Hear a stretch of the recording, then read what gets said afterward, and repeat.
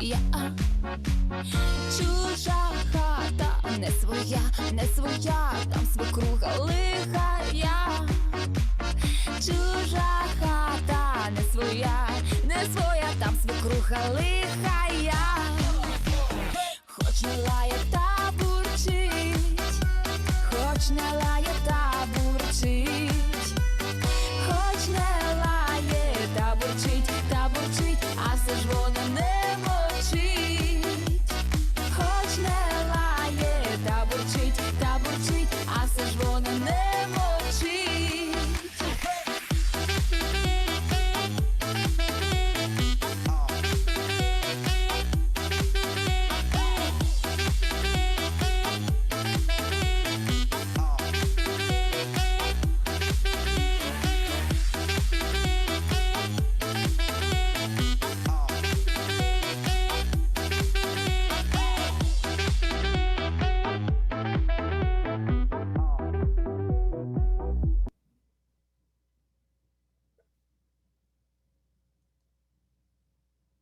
Welcome everyone to the St. Vladimir Institute. This is the first in its lecture series, the first of its kind. It's a virtual panel discussion on dynamic women, a spotlight on Ukrainian Canadian leaders.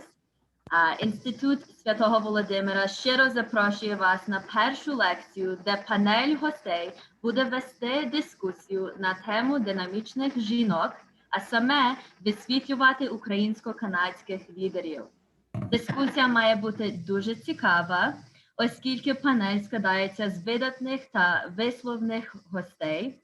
Ми раді всіх вітати і з нетерпінням чекаємо почути ваші думки. My name is MARTA CZURYLOWICZ, and I'm the host and moderator of this evening's panel discussion that brings International Women's Day to every day with a dialogue with some of our very engaging Ukrainian Canadian women leaders whom you see on your screen in front of you. Before we get started, I just want to highlight a few things to keep in mind. Please keep your audio muted. You can keep your video on if you like, but just keep your audio muted so that we can focus on the women in front of you. There will be an opportunity to engage with the panelists via chat, so feel free to type your questions there. The chat feature icon is just at the bottom of your screen. So if you hover your mouse at the bottom of your screen, you should see the little chat box. It's the second one from the left. So you'll be able to send your questions to the panel in that chat.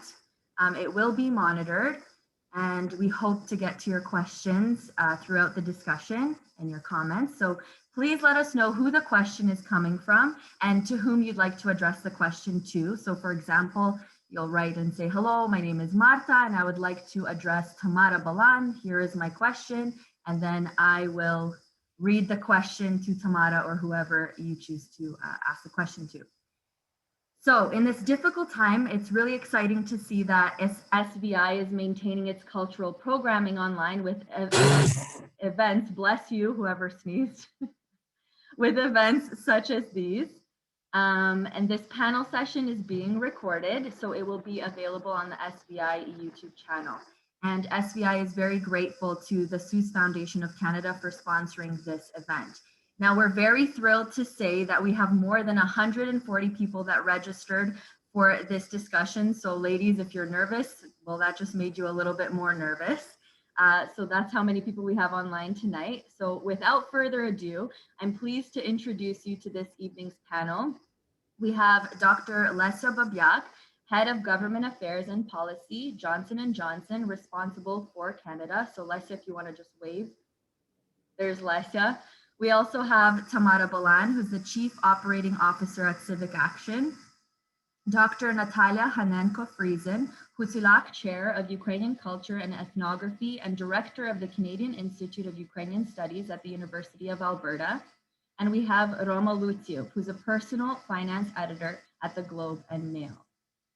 So we're going to take a moment now to learn a bit more about each panelist, their background, what sector they work in, their experience in that sector, and of course, how their Ukrainian roots helped shape them as leaders today.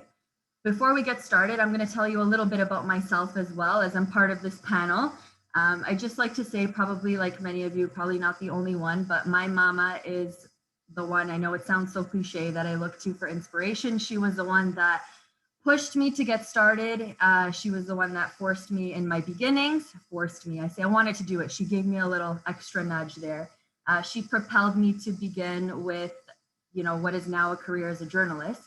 And I remember the day that we met up with Pan Yuri Klufas at Second Cup on Bloor Street, just under where the old KONTAKT used to be. And we had kava, and Mama was patiently, sitting a table away and nodding her head behind Yuri Klufas. So it was definitely the motivation I needed. At that moment, I was given the opportunity to take the camera and just was thrown into the water. And it all started at community events, from volleyball tournaments in Hamilton to countless Ababa fundraisers. I learned how to tell stories from Michael Curry, who has now passed away, but he had a passion for music and a devotion to his community. And he hosted Center Stage feature on KONTAKT. So that's sort of where it all began. I quickly learned the world of journalism, and I knew that it was not going to be an easy one. Forever changing mediums and platforms, and I know Roma can speak to this as well a little later, but it's just getting tighter and tighter, the world of journalism, and rapidly changing. So I've been through several major layoffs. I started my career at Sun News Network, and for those of you who don't know, it's more of a controversial conservative network that actually got shut down. So, but the only place that would give me, a green journalist, the opportunity to start a career or start a job. And the only reason that I got that opportunity was thanks to Pani Irana Soltis, who put me into contact with Pani Irana Solomon, who was a director and producer at Sun. And I had recently just come back from Ukraine's elections, parliamentary and presidential elections in 2014. So I was given the opportunity to talk about my experience as an election observer alongside Taras Kuzio, who is an academic and a journalist who focuses on politics. And this was on Jerry Agar's show. After that segment aired, I stuck around in the foyer, being the determined, persistent, probably annoying journalist that I was when I first started. And Irena Solomon got the news director for me. And after a quick chat, he agreed to let me intern. After that, I interned for about 3 days. Someone quit, and then I was quickly thrown into the water as a chase producer. But after 8 months, the station closed. So not only was I let go, but so was everybody else at the station. So from producers, writers, camera people, editor, everything, researchers. And so now the Toronto market was very saturated, and it was saturated with people that had way more experience than just the 8 months that I did. So I decided to pack my bags and move to the prairies, to Winnipeg, Manitoba, where I took a contract part-time paternity leave job as a digital writer for the web, which is probably crazy, as many of you are probably thinking right now, but it was the step I needed at CTV Winnipeg. I was the youngest one there. I was 22 years old.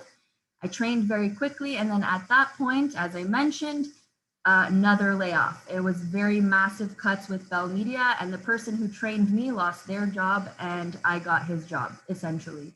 So it was, being spared multiple times. It wouldn't be the first time that there would be a layoff. You recently saw there were layoffs at CTV at Bell Media as well. So being the one who was able to shoot and edit and do the digital content, that's what spared me. Each time I was spared, I was an all-in-one journalist, and I think that's the hardest thing to understand. The industry was shrinking each time the cuts got deeper and deeper, but I knew I had to learn to stay relevant. So being enrolled in so many extracurricular things, from teaching dancing myself, Plast, being a counselor at Plast with Tamara. Tamara was actually, I think, my podruha at one point. So we go back as well, doing volunteering at Help Us Help the Children. I know many of us here have also had the experience of doing that in Ukraine. These are some of the things that kept me busy and always wanting to do more. And the skills that I learned from these organizations are the ones that I consider to be my best today. Now I'm the host of Canada's Ukrainian channel KONTAKT for more than a decade, and a content creator and reporter at the Weather Network. My Ukrainian roots and participation in Ukrainian Canadian organizations have helped me in my career, and it's one thing that I'm very interested in exploring with our 4 dynamic women tonight, and how their heritage, how the Ukrainian heritage has influenced them as leaders. So we have their short biographies on the SVI website, but now I'd like to hear from them. So let's hear about their personal journeys, and I'm going to open it up and bring our first of our wonderful guests, Dr. LESIA BABIAK. Hey, Marta. So allow me to be the first one to say, can you hear me? Yes. Thank you very much, Marta. And want to acknowledge the amazing women that we're going to learn about tonight. We had an opportunity for a brief session earlier this week, and I was really inspired. And I also want to acknowledge actually two that are in the shadows, and one is Hala Perun, who is a very highly accomplished woman in many ways, but certainly in Canadian legal circles, especially in health privacy law, who was the instigator of tonight's panel, and her goddaughter, Yulia Metalitska, who is, an amazing event coordinator who I see at various Chamber of Commerce events and whatnot. And we're really privileged to have somebody of her expertise manage tonight's event. So my story, maybe a little bit different than yours, Marta or Lot. I did suggest that maybe I shouldn't be first. I grew up in a traditionally oriented family, like many of us did of my age. I was the youngest of 4, the only girl. And I have to say that I was more inspired by my brothers and the desire to be their equal than by a female role model. I wanted to be at the same table as they did, rather than be relegated to a role of a supportive role or a role de kuchnia or anywhere else. So I left home not knowing how to cook and clean because I really rebelled against that. What I did get inspired by is my mother's very strong work ethic. A housewife, she worked very hard at it from morning to night and putting her all into it. And I'd say it's a work ethic that I've come to see in many leaders that I've worked with professionally, CEOs, chief medical officers, deputy ministers. She had the same devotion to her work. In terms of background, I'm a pharmacist by training. I have a doctorate in pharmacy and an MBA, and recently secured an ICD-D designation. I'd say the 2 women that inspired my career ambitions were, first off, Dr. Sandy Pang. She was a woman of Asian descent, prof at U of T, whom I spent a summer with under MRC scholarship.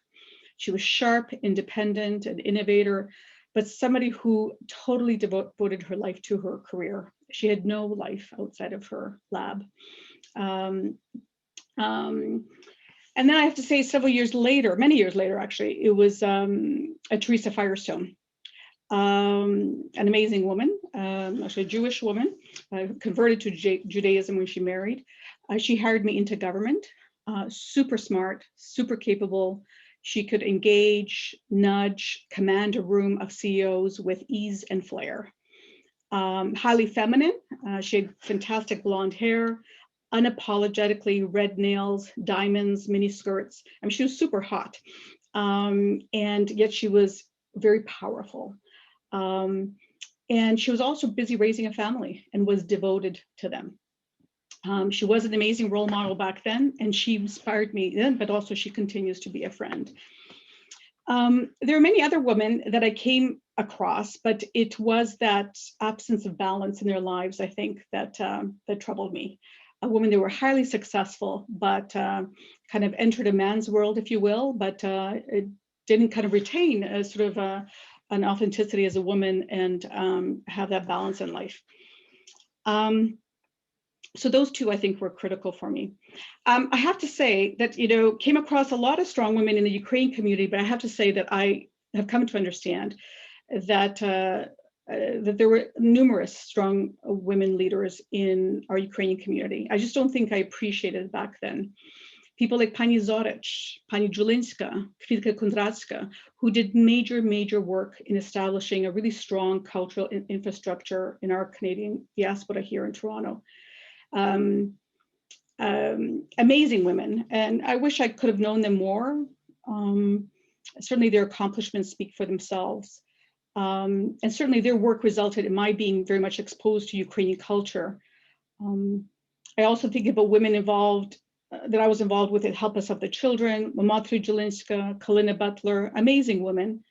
And also, I have to say, major inspirations came from friends such as Katya Misnik, Mariana Severin, who's really excelled in the arts, Sonia Petichna in the culinary arts.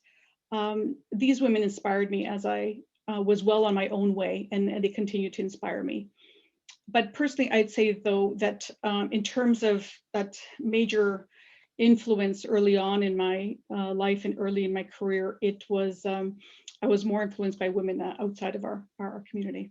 So I'll stop there. Thank you, LESIA. Now let's invite Tamara Balan for a couple words about herself. Дякую, Marto. Добрий вечір. It's really wonderful to be here among the Hromada, and thank you to the organizers in St. Vlad for bringing us together. When I thought about the question of how my Ukrainian heritage shaped me as a person and the kind of opportunities I've had that have prepared me and propelled me in my career, I wanted to touch on 3 chapters in what I describe as my life's table of contents. So the first chapter, the childhood chapter, I have to say, can I tell you that being called on to recite a Shevchenko poem on stage or welcoming guests to the Odessa Pavilion at St. Vlad's was absolutely terrifying at times, but developed a sense of courage. The next chapter, too, the teenage or young adult years. I kind of think about these as the chapter of firsts, and I don't mean just in the romantic department. I mean the kind of firsts that I got to participate in terms of volunteering activities that gave me more responsibilities than frankly anyone else would give me anywhere else. Planning community events, protests, the first time being responsible for a tabir, it really did give me the chance to build some of those foundational leadership and team building skills. And frankly, many of these experiences, if I look back, I can see ways and things I would have done differently or have liked to have done differently. And so I really do appreciate the chance that it gave me to take some risks and to learn from the mistakes that have, frankly, I think, prepared me to be more effective at work. The third chapter, and I think some of you might have seen my little Adrian popping in and out of the frame earlier this evening. It's the trying to pull it off as a working mom chapter. I think it needs a better title. And like Marta, I mean, it may be a bit cliche, but I do have to say that I do feel that it really does take a selo to raise a family. And when I think about the work I've been able to do over the past few years, it is in part because of my amazing family, many of whom are in the audience. So hello, Rodina. So glad you could join us. But it's also about the organizations and the infrastructure that LESIA referred to that has been laid over decades by some phenomenal leaders in our community and women in our community. It's things like our nursery schools, which offer, high quality, affordable, flexible childcare. That is incredible to have as you try to toggle between work and raising a family. And it's also about a lot of the youth programming that offers our kids the kinds of experiences that I got to enjoy, mentioned earlier. I've been working in the nonprofit charitable sector for most of my career. I've spent 13 years at CivicAction, which is an organization that engages civic leaders from business, government, the community sector, labor, academia. We work with them to address urban issues such as youth unemployment, mental health in the workplace, and recently sex trafficking. The nonprofit sector in Canada is a women majority sector. 80% of the workforce are women. There are pros and there are cons to this. I've had a very positive experience working in the sector. I believe my socioeconomic status, my skin color, frankly, maybe even my height have given me a leg up. There are, however, many inequities in the sector, which I do want to delve in a little bit later as we consider how to support the advancement of women within our community and outside. Дякую. Thank you, Tamara. Now I would like to invite Dr. NATALIA KHANENKO-FRIESEN to say a few words about herself. Marta and dear fellow panelists, it's such a pleasure to be with you in Toronto, out of Edmonton. Thank you for inviting me to join this wonderful event. Listening to the previous presentations, I am going to bring up a slightly different context, being raised and born in Soviet Ukraine, which has been, of course, a very formative chunk of my life before I've joined the academia in Canada in early 90s, first at the University of Alberta, and then I took off to work on different campuses, and now coming back to the University of Alberta. To reflect back on what shaped me as a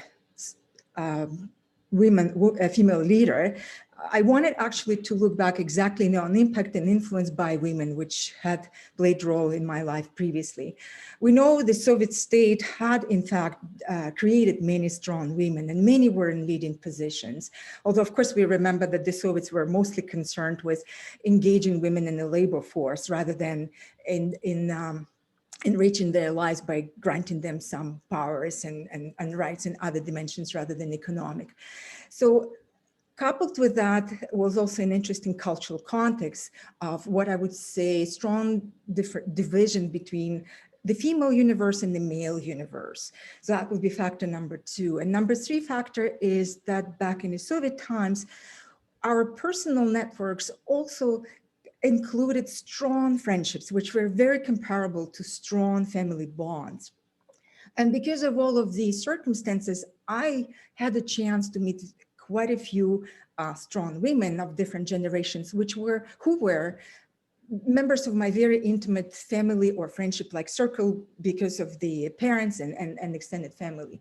So it was easier to socialize with women. So you can say that this male-female divide perhaps was not very beneficial to women, but I would say the other way around.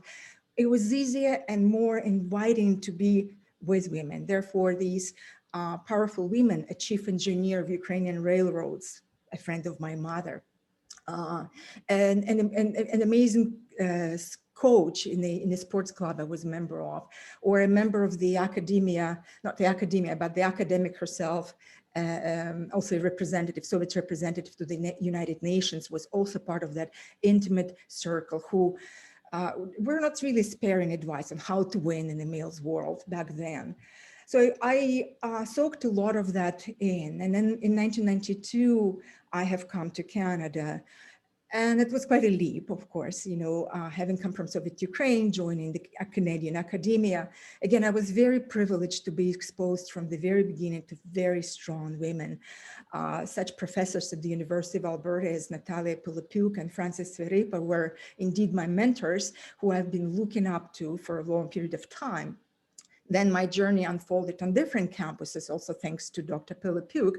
I've joined the Harvard University as a summer lecturer. Then I spent some time teaching in the University of Toronto. I've landed a job at the University of Saskatchewan. But interestingly, you know, looking back at my engagement with the academia, it was Ukrainian female academics who were actually extremely impactful. I should also mention Vera Andrushkiv, associated at the time with Michigan University, but eventually she was the director of the USAID agency for a while. So Ukrainian academic leaders, female leaders, were very important in my life. And coming back to the University of Alberta, now I'm finding myself in a seat of an academic female leader, and I'm getting used to this label, to be honest. Thank you for this panel. I'll be taking and carrying it on forward, that particular label. Thank you. Natalia. And finally, last but not least, ROMA LUCIW.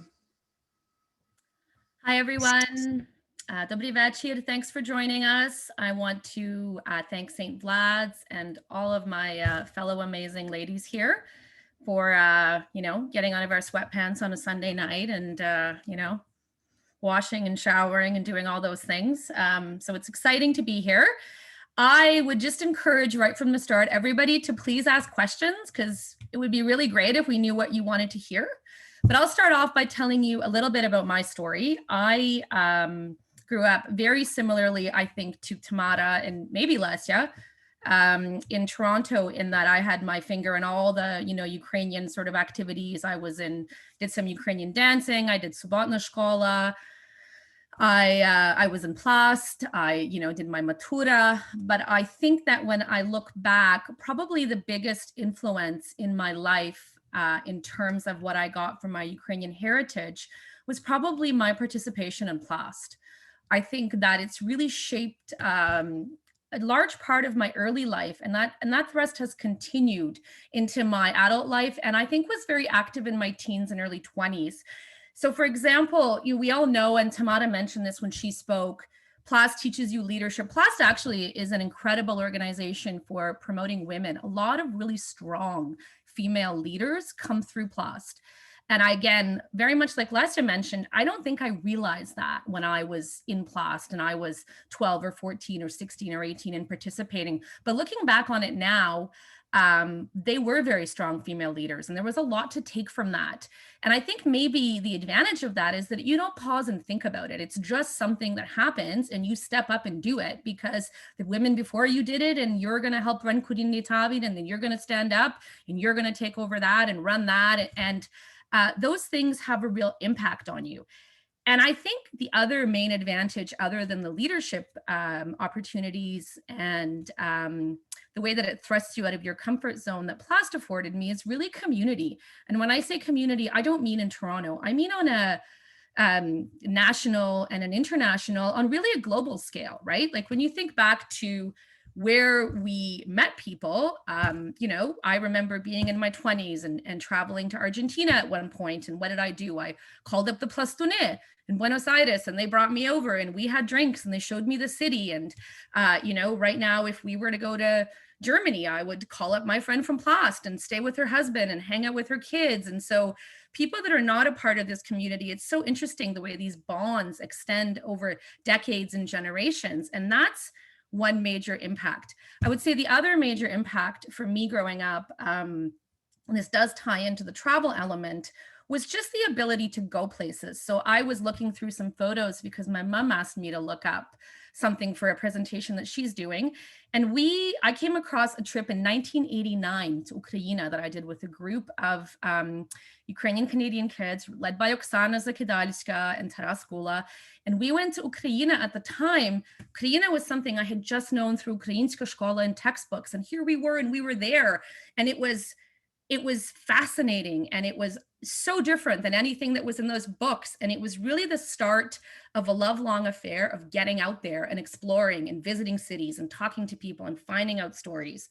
And I think all of that has contributed to creating who I am, and I think who Ukrainian Canadians are as people. And at the time when you look at that, you think, oh, I was a camp counselor, whatever, lots of people are camp counselors. But I do think that when it came time to apply for those jobs, the fact that I had traveled to all those places and done those things did set me apart in some way. And it certainly helped shape who I was. Now just to talk for a little bit about who has inspired me in journalism. And I want to just do a shout out to my mom, because you're very inspiring. And she's also a very strong woman, but she was not my journalism inspiration. My journalism inspiration, and the woman who really gave me a leg up and really did help launch my career, was when I was doing a master's of journalism at UBC, and she was my thesis advisor. She was young. She was maybe in her mid-30s. She had been a crime reporter in Texas, and she took me under her wing in a very practical sort of way. And by that, I mean, what she did was, we did a lot of courses in the university that were theoretical, and the meaning of that and the ethics of this. And those were really interesting. She sat me down and said, so you have an interview with the Globe and Mail next summer. Who's going to be interviewing you? Do you know what that person's background is? Have you looked at what kind of stuff? Like, tell me. And so she gave me some very practical, tangible advice for how to prepare myself.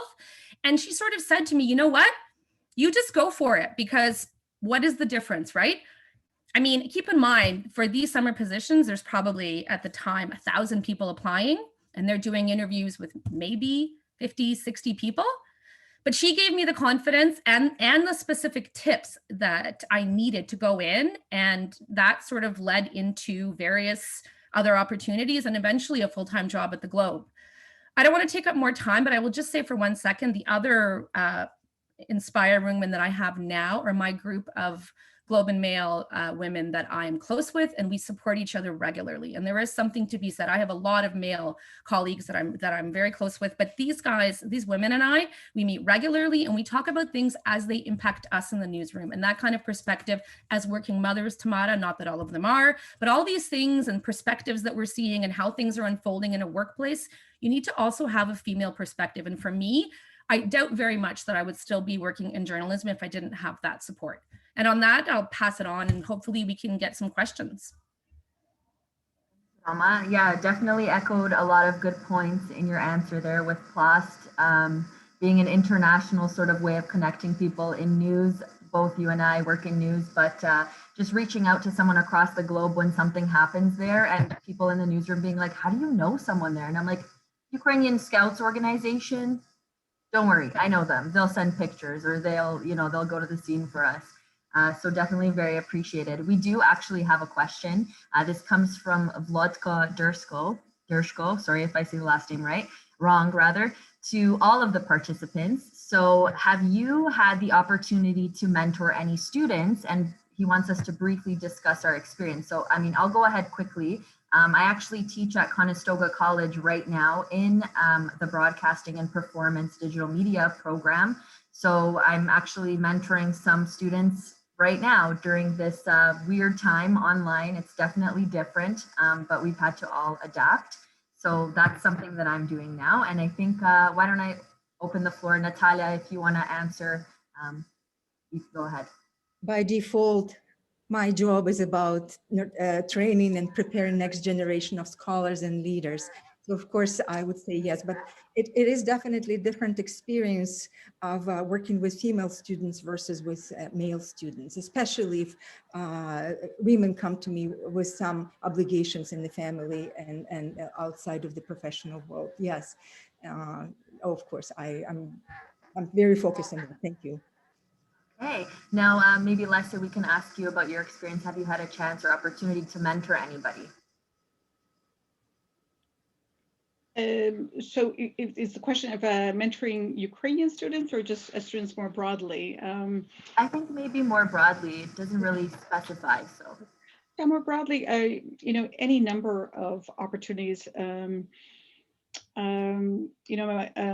alumni of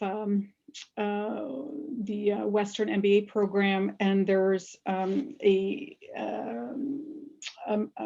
method by which they make it easy for students to reach out to us and encourage us to mentor them. And certainly a lot of MBA students who have an interest in the bio-life sciences industry do reach out. I'd say also I've had the opportunity just on a more personal level of friends of mine, their nieces or children or whatnot reaching out to me. So those are always fun, just because, it kind of, I guess, matters more to me about people that are within my social circle. And I guess, I've also had the privilege of having two stepdaughters. And certainly as a mother, I parent my own daughter, but with my stepdaughters, it was more of a coaching role, if you will, and an opportunity to kind of mentor them as well at times that they were taking some of their career and educational decisions. Pivotal moments in their lives for sure. Okay, Tamara, I guess you're next. You're up on my screen. Okay, I'm up. Дякую. It's a great question. So I think my experience, similar to Lesia, sometimes happens more informally and organically. If I think about my mentorship in the Ukrainian community, perhaps in PLAS, a little bit more formal at work, although in the nonprofit sector, I think we're not doing enough in terms of leadership development and training, but trying. And the term, or I guess concept, I'm really trying to embrace now as time is a little limited in terms of engagement and support for these sorts of activities is this notion of sponsorship. And I just sort of want to clarify the distinction between mentorship and sponsorship. Both really important, both can be really effective. Mentors are people that talk with you and advise you and may coach you in different ways. Sponsors talk about you. So I was thinking about this conversation, and I was sort of thinking about, you know, the BBC, BABIAK сказала. Like, we're good at this. We're good at talking about stuff, and I think we have this opportunity to sponsor, you know, phenomenal leaders in our community, outside of our leaders, by just letting people know about them. And I've done a lot of work with rising leaders and think about ways that I can, you know, pass up an opportunity or agree to sit on a panel, but invite someone to join that might otherwise not get asked themselves. So I think of sponsorship increasingly because I think it can be very targeted and can, for many people, be that first experience that will build that confidence. Roma, if you want to comment. Yeah, I'll just keep it brief. The Globe has a very defined mentorship program that works both ways. So yes, I've been heavily involved in mentoring and being mentored. So you can sign up and do both at the same time. I've also helped run the summer mentorship program in the last 3-4 years, which means I'm pairing young journalists with leaders in the newsroom. And I think those relationships are incredibly important because you need someone in the newsroom to not be the person that you're reporting to not be your editor, to go to and say, this happened, is that normal? What is going on?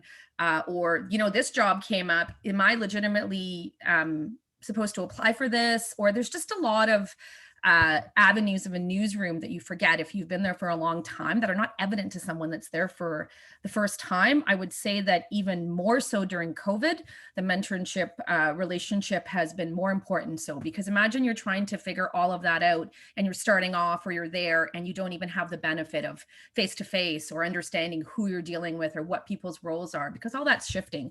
So, and in addition to that, of course, I've had members of the Ukrainian community and other community friends or whoever reach out and say, interested in journalism, do you want to talk about it? And I'm always happy to do that. Thank you, Roma. So we do have some questions coming in, but before we get to some of the questions, I just want to talk about a topic with Natalia, actually, about the history of International Women's Day. So I'm not sure if this is something that you've noticed as well, but here I feel like International Women's Day has only gotten hold in Canada and North America in the past few years. I've never really heard of it when I was growing up. And it's certainly different here than it is, let's say, in Ukraine. And if you could just talk a little bit about the history and then also what it means here versus there.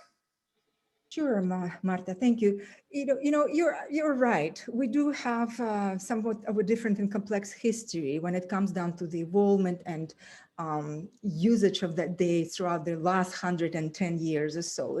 The interesting fact is that the actual day, International Women's Day, actually has its roots in North America. Sometime in 1909, the references are being made to the first very powerful women's demonstration held in New York for the equality of pay, for the suffrage rights, for the right to hold public office, and so on and so forth.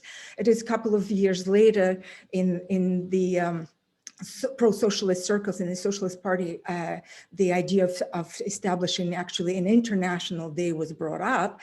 And in 1911, first such days was held. So we are almost at the round date, 110 years. So this is the time frame, early 20th century, when political mobilization of women was beginning and forming and increasing. Then, of course, the World War I has taken place. It had interrupted in some ways the processes, but didn't really erase the mobilization. And then, speaking of Ukraine and Europe, let me say Ukraine, because Ukraine was the part of the Soviet Union from 1992.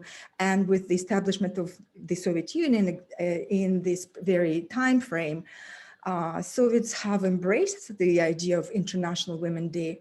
Mind you, it has come from the socialist agenda to start with. So there was a lot of something the Soviets have loved, but yet at the same time, they've subverted it. And I'll focus a little bit on the Ukrainian way, Soviet Ukrainian ways it was celebrated. Over the course of the Soviet history, International Women's Day was a very big event. Mind you, it was a day off. It was a day off. So the Soviets have granted day off to the citizens of its country. But the focus in how it was celebrated and what was marked was very different from what we now experience in the West. On femininity, on women's roles as a homemaker, on some traditional roles in a society. You know, there were obligatory flowers to be brought in. Men finally cooked for women during the day. And of course, jokes were abundant about the nature and the kind of a day it was. As we know, we joked about that once a year, we were privileged to be served. And then the remaining number of years, that's us serving the men again. So it's, and so on and so forth. Interestingly, though, of course, the evolution of that holiday in post-Soviet Ukraine is also happening. And it's not an easy process. Many women activists and feminists have been pointing out and struggling to change the focus from the previous Soviet traditional one onto something which we share now universally around the globe. And so my colleagues and my partners in the movement tried to return and actively work towards the recognition of that day as the day of female political activism and women's rights. For example, I measure the success of that movement in Ukraine by simply monitoring the arrival of the electronic e-cards, which come on, on every of those big days. I receive through Facebook and whatnot, e-cards congratulating me on the Women's Day. I would say that every year I get fewer and fewer of those, which is a good indication that there is a movement towards a newer model. And Marta, you were right. In North America, we've also seen an increased emphasis on this women's movement of relatively recent. Some people put the beginning of that mobilization back into the 70s. Our common experience, of course, as such, I looked around, I really recognized there was a change in the last 10, 15 years. So you're absolutely right. Thank you. So on that note then, LESIA, I want to just ask you about what International Women's Day sort of means here in North America and, the quote unquote celebration, the idea of women empowerment, recent events like the Me Too movement, lots of women that are Ukrainian Canadian, for example, Chrystia Freeland. I know you mentioned that when we were chatting prior to this event. So maybe just talk about here in North America, what are some events, who are some people, what is the event here?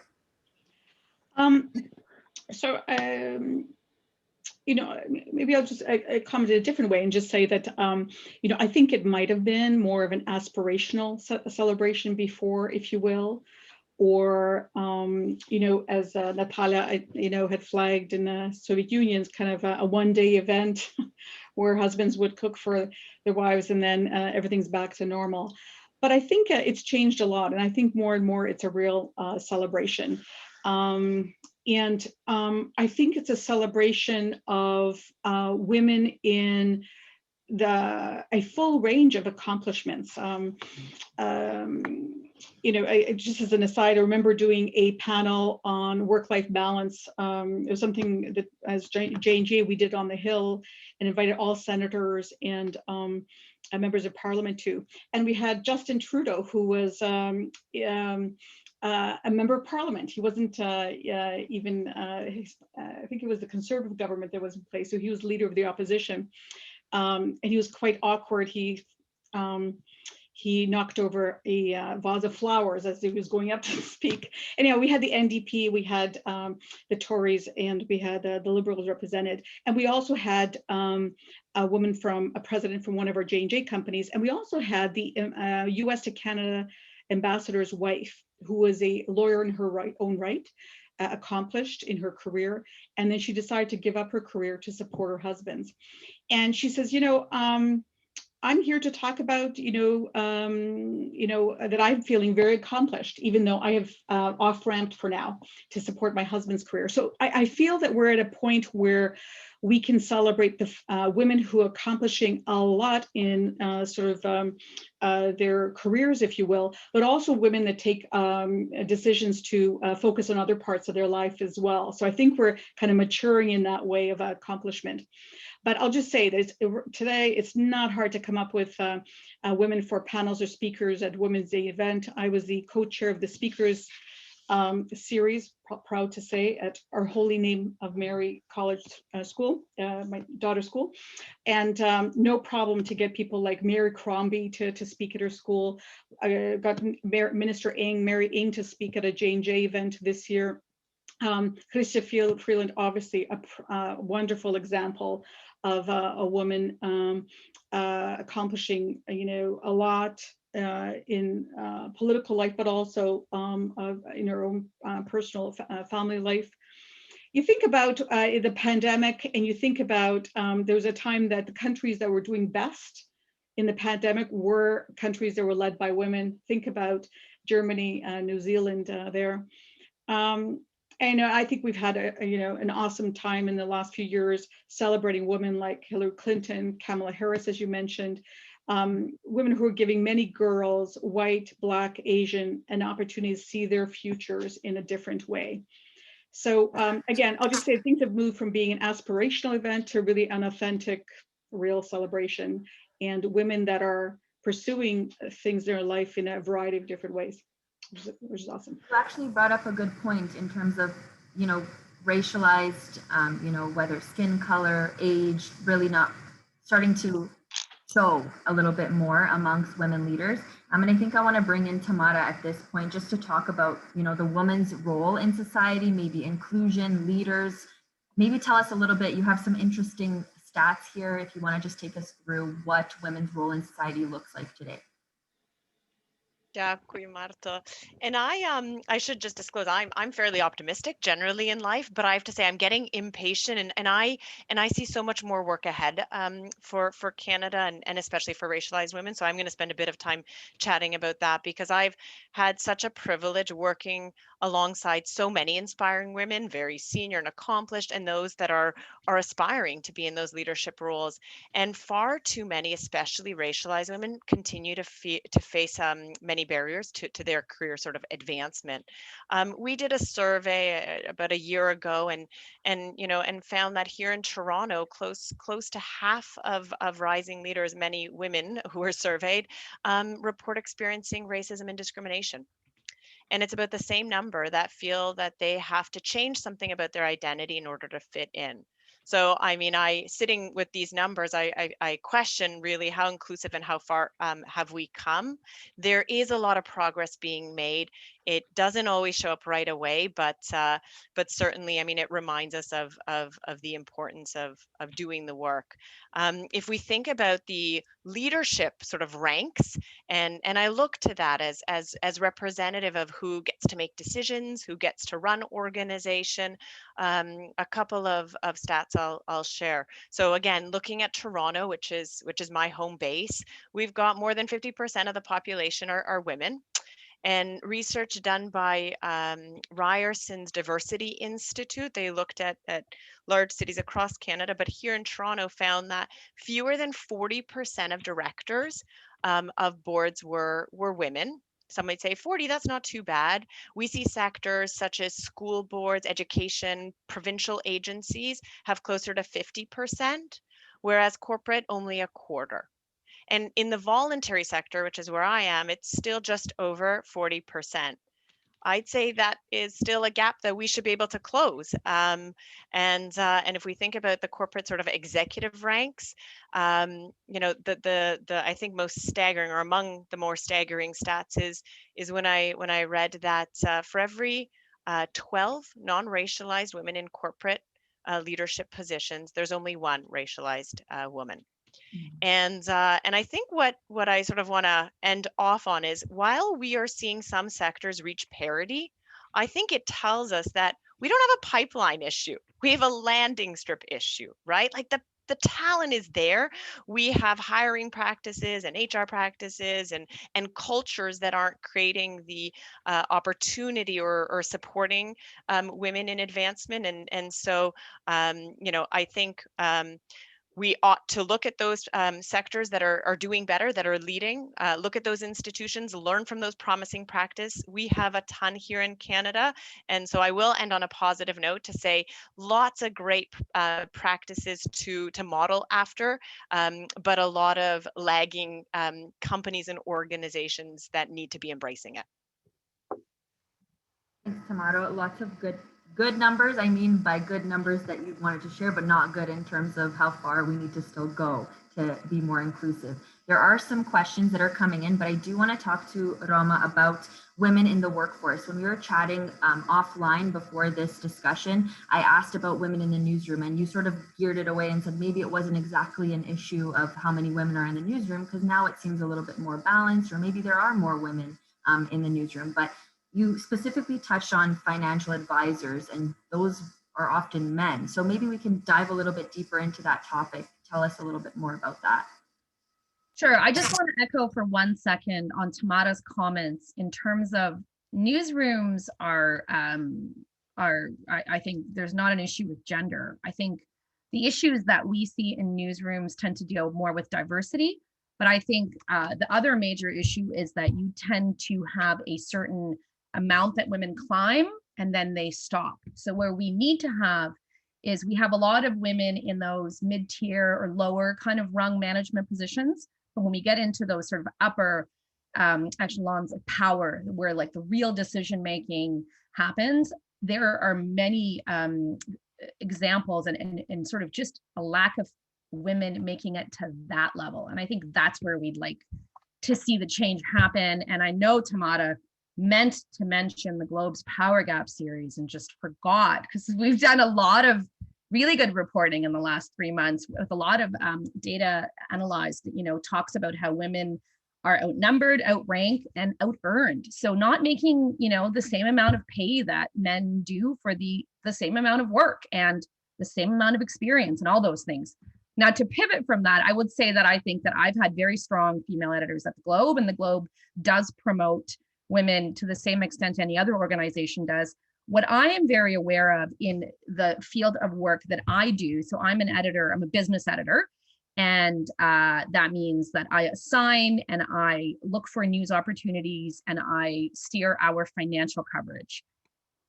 One thing that is evident in terms of the kind of news that we cover is that women are not having sort of the same opportunities in the financial sectors. So for instance, you try to find a financial advisor, the vast majority of them are men. Why does that matter? Why do you need to have a female financial advisors? Well, there's been a lot of evidence that shows that men and women approach their finances differently. So nobody wants to talk about money. It's a hugely taboo subject. But let's say that you come in and you're a male and a female and you're a couple.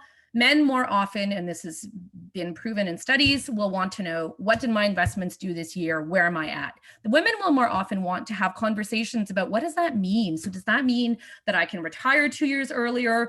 Does this mean that I can leave my kids a bit more money? Does this mean that my RRSP goals have been hit, you know, before, ahead of our schedule?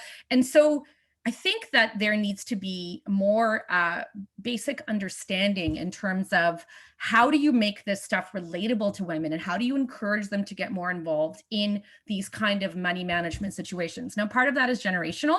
I think younger women are much more proactive with this kind of thing. And there are certainly older women that are very proactive with this as well. But one thing I do know, and I've hosted women in money events, and we've done specific women stories. We're doing an episode of our new podcast, Stress Test, on how to negotiate pay raises, where we will be focusing on women as an angle to that.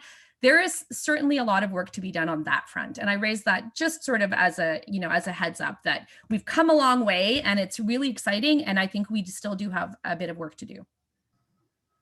Thank you, Roma. So we're quickly coming to the end of the hour, but I think we're going to push it a little bit longer, maybe 10 or 15 minutes over.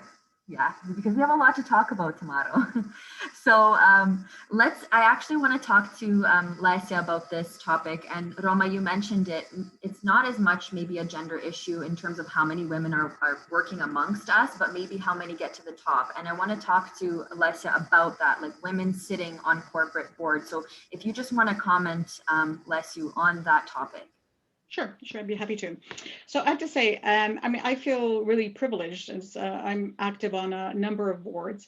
I'm on the board of Janssen Canada, that is Canada's largest pharmaceutical company. I was just elected to the Canadian Chamber of Commerce board. I'm on the Canadian American Chamber of Commerce board. I've been there for a number of years. And I'm on the Van Francois Homes board, which I'm delighted to be active in. I'll say that, you know, the stats are actually pretty pathetic, I'd have to say. Maybe I should say there's a lot of opportunities the statistics show us, but actually it's pretty pathetic, which is one of the reasons I've become active in the Women's Leadership Committee of the Chamber of Commerce. So the latest stats that they shared with me were from 2017 from Stats Canada. Of the 31,000 director seats, 18% were held by women in Canada. And the proportion of boards with one female director was 26%, while boards with more than one female member was about 11%. It's pretty bad. And so when we first had a discussion as a council of women, we were really motivated to try to find solutions. Let's turn to Ukraine. Now, I have to say that I was really impressed that when I turned to men from the Ukrainian community, they had reports they could share with me very quickly. So Markian Devitsky and also Zenko Petishny from the Canadian Ukrainian Chamber of Commerce, which is amazing that they are so aware of reports relating to women in leadership. So Markian was able to share a report on women and men in leadership positions in Ukraine. Some of the findings were that there was a considerable gender disparity amongst organizational managers and almost absent among individual entrepreneurs.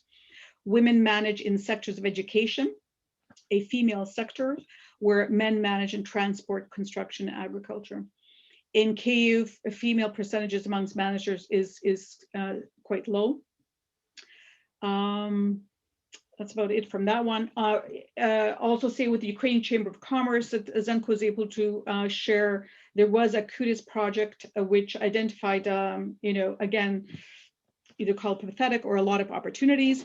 In fact, there was a lack of official gender disaggregated data. So that in itself is a problem. They're not measuring how many women versus men. Gender stereotypes still exist in very strongly exist in families, in business, and in occupations. Government officials do not understand the value of mainstreaming gender concerns in trade policy and regulation.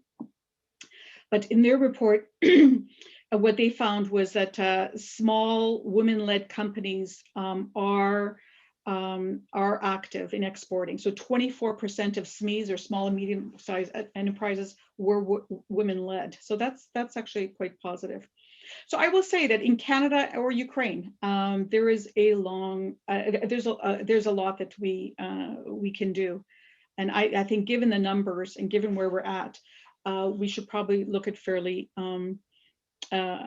aggressive and assertive measures to try to correct this for our societies, but also for our daughters. So there's work to be done. Thank you, LESIA. And okay, Tamara, go ahead. Can I just jump in to offer not an explanation for why there isn't more women representation boards, but maybe one of the contributing factors, which is that 75% of directors are recruited through referrals of existing and or former board members. So this is where I think I see a huge opportunity, and I think about all these phenomenal organizations we have in our community and doing work in other communities to support, the next generation or rising leaders. And if you just sort of crowdsource, or if you publish or promote some of those board opportunities. I know it's a little bit cumbersome sometimes to go through that. Like it's easier, but you're not going to get sort of the diversity in the pool. So I just sort of wanted to highlight that the way in which we're recruiting and electing boards is there may be some creative ways to come together to just tap more candidates in new ways. Yeah, just to build on that, Tamara, if I might take 30 more seconds. Absolutely. 30 seconds. I'll just say that, in terms of Chamber of Commerce, I was brought on board because of another woman, and she wanted to see more women on the board. And she and I had, I brought her into a lot of different things that I was spearheading and never anticipating that that's where it would land. But she was just strong, and I just thought that I needed to give her more visibility. And so it, and I'm delighted. And so, I'm committed to doing the same. So I think you're right. I've been given a hand up or a leg up, and I think it's important that I do the same, and would invite all of us to do that. So I just want to actually ask Natalia now, because there's several points, but women in academia. So, I mean, you mentioned you had the experience of probably working in Ukraine as well before you came to Canada, and LESIA touched about Ukraine a little bit, but I want to know about your experience with women in academia, being a chair. That's also a leadership role, a role that maybe a lot of women don't have. You often see men as chairs of departments. Maybe you want to touch on that? Sure, very briefly, Marta. It's wonderful to hear what is being already said, because the experiences is described in the corporate world, in the non-governmental world, are comparable to the academic world. If you walk into the hallway of any university, you would probably encounter an equal number of men and women. And in fact, the undergraduate population of Canadian universities is represented by the majority of women. But as you go through these layers and ladder and steps in the ladder towards the higher positions in academia, from your undergrad to grad to pre-professorial positions, then assistant, associate, and full professor, and leadership positions. Of course, picture changes very much along the lines of what's been discussed. Just brief stats again, we have 55% of academic positions in Canada occupied by women. Of assistant professors, and then the highest level of that position is a full professor. We only have 28%. And it sounds more or less okay, but even if you look south of the border, United States, we're even behind the United States, where the full professors, women full professors are in the numbers of 34%. The scale of payment is equally underrepresented depending on the grade where you are. But interesting also what I wanted to touch upon, since we are talking about leaders, I'd like to reference very briefly the study conducted by the former president of the University of Alberta, who focused on the leadership and presidential chairs or seats, so to speak, and compared the universities across Canada in that regard. We have had some history here. The first ever female president was elected or appointed in 1974. And that was only 15 more years had to pass before the next female president will come and occupy a seat of a president at the University of Winnipeg, for example. But Leslie, you were mentioning 18% in the corporate board's membership. In the academia, it's about 20% of women presidents, which are currently or since the 80s actually continue to be represented at that very level of 20% of presence of these positions are occupied by women. So we have this plateau, and it doesn't change. So there's lots to be done, a lot to have to be improved. I also liked Tamara bringing up the idea of equality, diversity, and inclusion as one of the important protocols being introduced across the labor force. Academics may have been leading that as well. I'd like to position and contextualize the successes women have made in academia exactly against or to get in the context of the movement along the lines of EDI, as we say, inclusion, diversity, and equality. So lots to be gained still. Thank you. Thank you, Natalia. I'm going to take a look at some of the questions here because we do have a lot. So I'll actually, instead of gearing it to all the panelists, I'm just going to pick one of you ladies to answer one of these questions. So Perhaps Roma could answer this next question. So it's focusing on your Ukrainian Canadian community. So the question comes from Oleg, and it says, do you think it has been harder or easier or the same to achieve your leadership role coming from the Ukrainian Canadian community than it would have been the case if you came from a more general Canadian population? I know you had some interesting things to sort of say about that before, so if you want to just comment on it.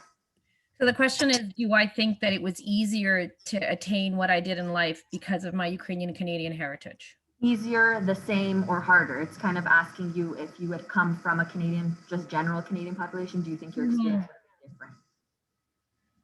different?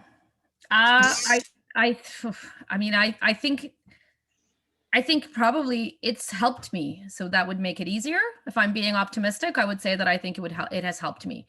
I can't necessarily see it as a hindrance at this point. I think that of course it would help you because you bring different experiences to the table and you are bringing all of the things that helped shape you. And we've gone over that. We've talked about how some of these things have really helped us develop and given us advantages that potentially other members of Canadian society have not had. But that's also very hard to say because it really depends on, who you are in the rest of Canadian society. I think there's also, any number of things that have to fall in place for you to be successful. In terms of journalism, you talked about how hard it is. We see nothing but shrinking newsrooms these days, and the pace of change is huge. You have to do so many things. You have to constantly be evolving. You have to be entrepreneurial. And those are those skills that Ukrainian heritage has helped you with, definitely. But, in other ways, I think that, a lot of the onus is on you to be sort of out there and changing and innovating and making sure that you're relevant. And I think that, yeah, I do think it has helped, to be honest. And I also think, to diversity, when you're talking about having a last name like LUCIW, there's not a lot of names at the Globe and Mail when I started there that people couldn't pronounce, right?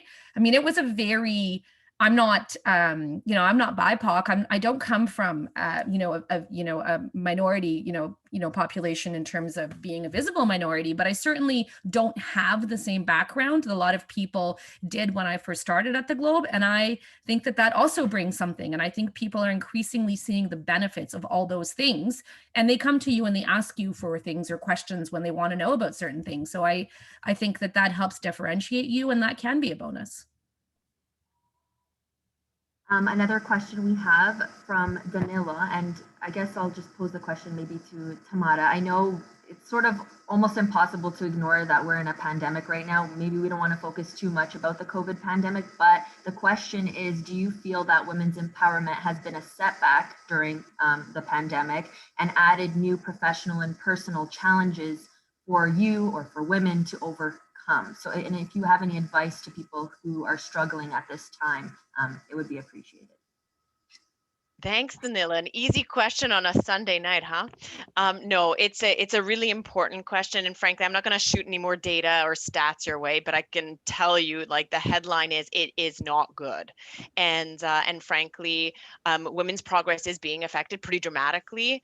I am going to shoot some stats. 500,000 women have lost their jobs and haven't returned to work amidst the pandemic. And the other one that I think is really worrisome is that 12 times as many women have left work to care for their young kids and or support, learning from home. So it is really worrisome, that sort of the macro level. Anecdotally, I'm still hearing a lot of, friends of mine encounter work cultures and practices that are not flexible, that are not supportive. Many are. And again, there are great companies that are embracing this time and going above and beyond in terms of reducing hours, doing things to allow for people to look after, others, look after themselves.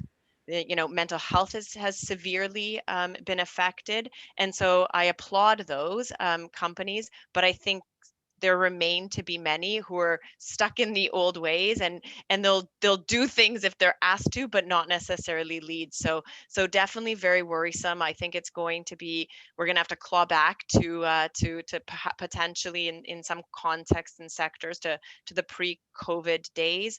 I'd say, you know, do I have any advice? I mean, I wish I did. I would say it's probably back to some of what Roma highlighted, is like, it's who do you have in your circle of friends, colleagues, family who can support you through this. It's a really hard time for a lot of people, and I think it's reaching out and to those, you know, if you are experiencing challenges, and or if you're not but you're concerned that friends or family or colleagues may be, it's making sure that communication happens so that you can understand that and be there for each other if that's possible. Can I just jump in for 1 sec? I'd like to just to add on to that. I think that the she session, as the headlines say, that's been well documented. I do think, though, that there is an awareness now in a way that maybe was not the case 15, 20 years ago. I know that women were making progress. I mean, we know that that's been steadily happening, but I really do think that there is an appetite right now for trying to right at least some of those wrongs. And so I think that there are discussions happening in ways that I didn't see 10 years ago at higher levels, that are aware of the fact that, you know, we have a masthead and there's no women on it. And why is that the case? And here we have, you know, a group of financial capital reporters and there's not a single woman on here. And so I think that those are things that will help, hopefully, if I'm trying to be optimistic, bridge the fact that women have disproportionately borne the brunt of job losses. And I think also, you know, the disruption that's happened because of the pandemic. I want to squeeze one more question in. I know I said 8:10, but we're going to push it to 8:15. So somewhat, LESIA, this is for you, this question. Have you experienced, this is from Elizabeth. She wants to know if you've experienced times in your career when you were engaged in the hiring process where you saw dominance in male candidates or not enough support to promote women. What's your experience? Have you ever been part of that process?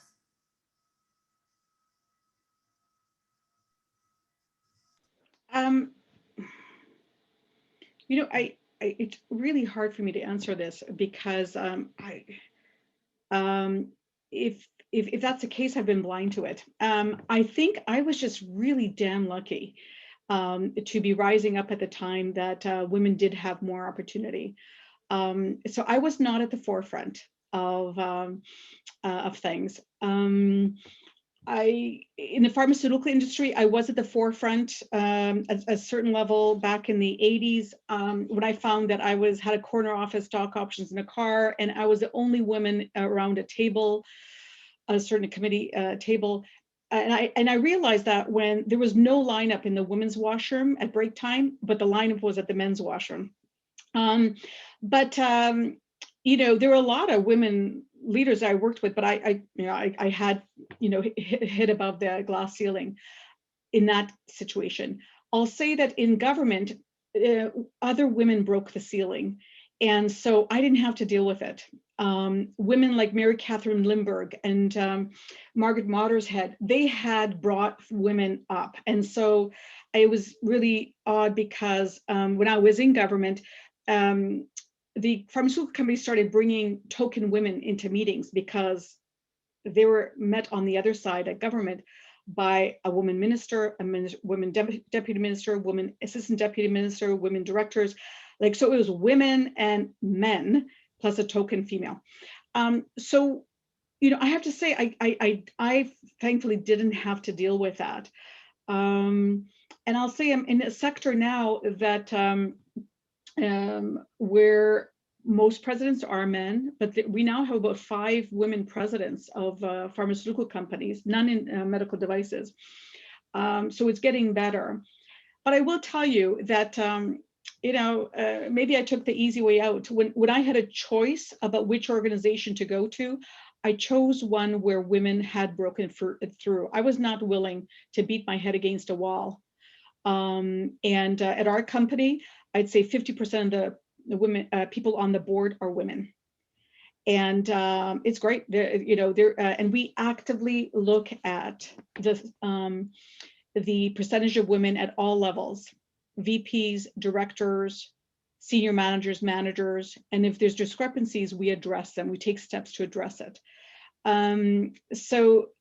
Maybe I should have been willing to beat my head against the wall, but I wasn't willing to. Life is short. I didn't want to do it.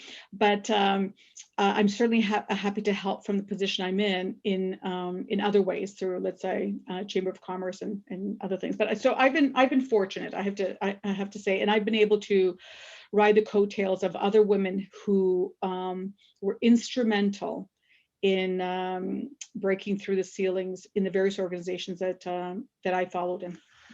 And paving the path for you. So LESIA, are you going to give us your email so we can all email you questions? I'm just kidding. I think we addressed that on Tuesday. We have so many questions still, and I think we all agreed before this that if you want to send some questions that maybe perhaps weren't answered to someone from SVI, then we can compile a frequently asked questions where all of us will sort of answer, and then a bigger email will be sent out with those answers. But for right now, I just want to end sort of, I've learned what this is, a lightning question. I've never had one of these, but this is a lightning question that I'm going to pose, and each panelist will only have a few sentences, so 30 seconds or less to answer this question. But I just want to know, what is your biggest takeaway from today's discussion? There was lots of topics that we touched on. Is there some advice that you can give to people in the audience today? And I'll start, because Tamara, you're first on my screen. I'm going to pick on you.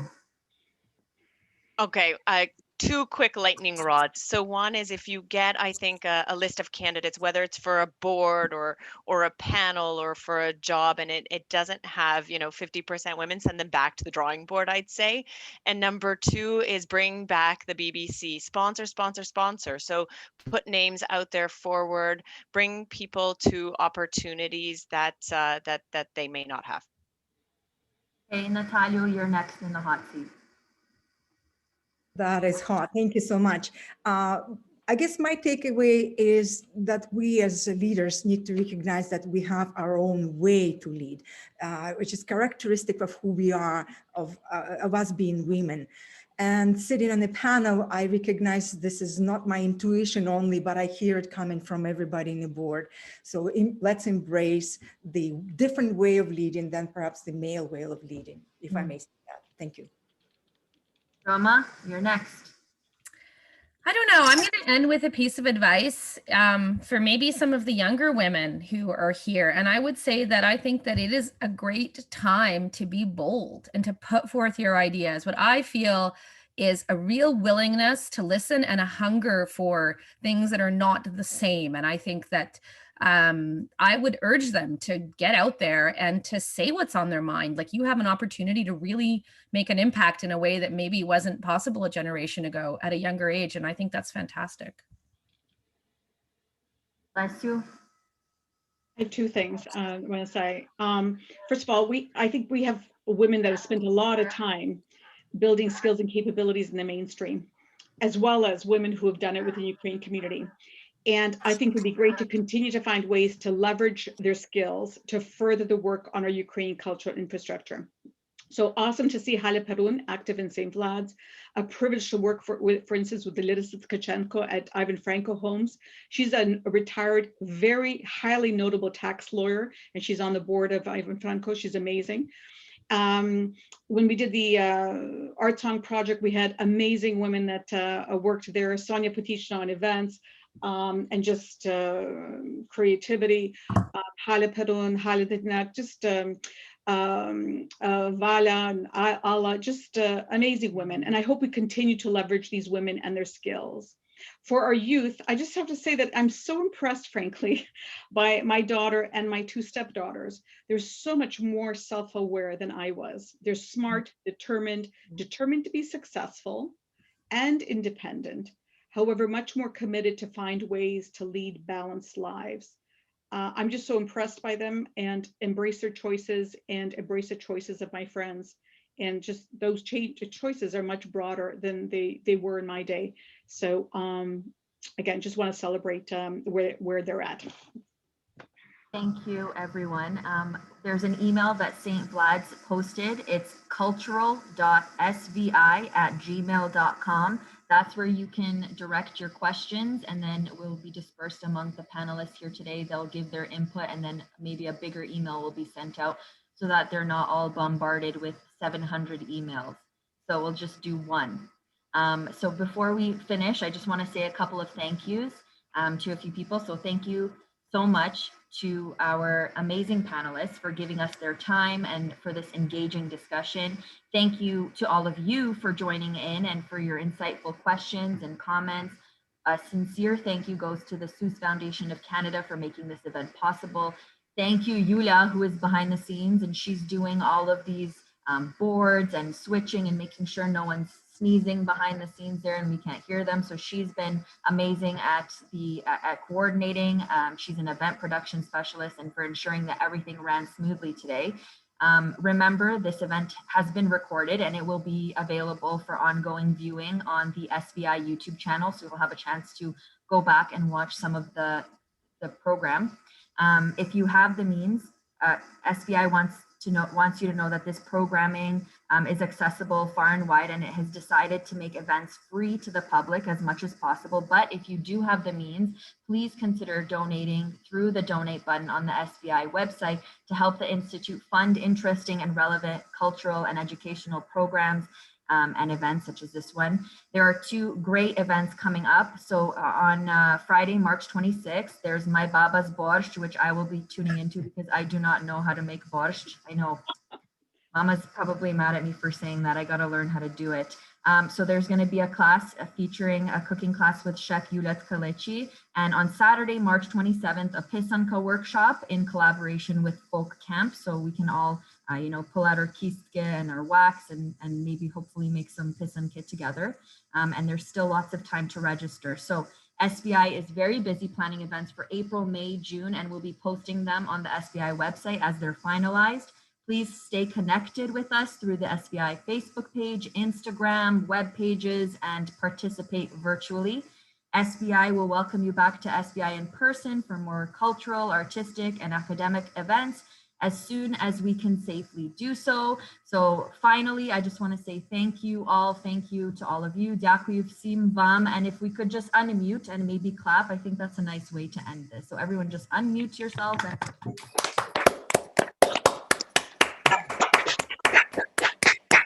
And dobranic. Dobranic. Tanya, LESIA.